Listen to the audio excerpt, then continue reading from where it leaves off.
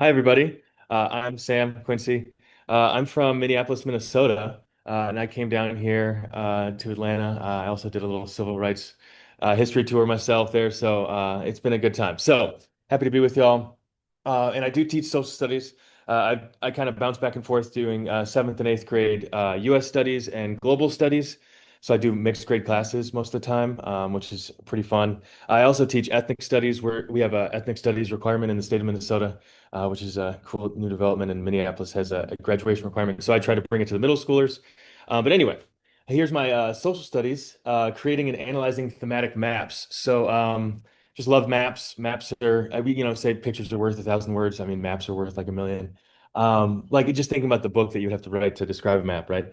And really having students making maps. And I think thematic maps are kind of a cool type of map. And I was struggling with, we did this years and years back. I've been teaching for 11 years now and did this years back with pencils, colored pencils and shadings. But I found this website, mapchart.net, to create thematic maps. And if you're not familiar, thematic maps are the maps where you get the different shadings or something representing different data points. So you can go to UN data, so data.un.org, which is a great data set, world of information there. The UN has just great stuff all over the place. And then mapchart.net is the website I used years back. Still works, still good. And you pick colors, and then you can do like gradients and things, and it does a good job with that. And so yeah, found this cool data site to encourage students to then, you create your own legend, kind of, your ranges for what number, what kind of the data range would be for that color.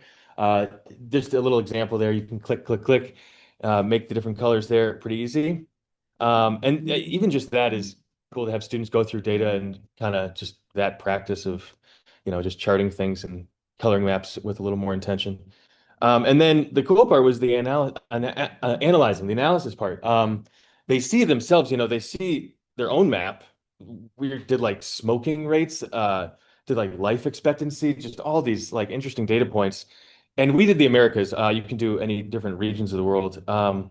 And then you have students compare each other's maps. And what I go back to is they would make these connections, like, oh, the cigarettes and the life expectancy. They'd make connections, and they might not be there. Like the correlation, I don't know. It's probably not, no, that scientifically data, stuff.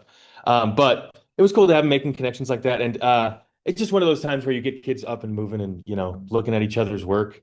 I think that like, they were truly like really engaged with each other's work and production. So just a really all around great thing. And I'm going to be doing again this next year with global studies. I'm going to be doing that this year. So I wanted to recharge myself and remind myself of this project. So any questions? Yeah, thanks.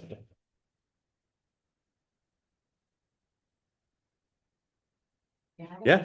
Where do you get your data points to load onto the map? So like this UN data, if you go to this website, these are all linked up in there. It shows you can pick your data point, and so like, that gives students another chance to kind of pick their and choose what data they want to learn about.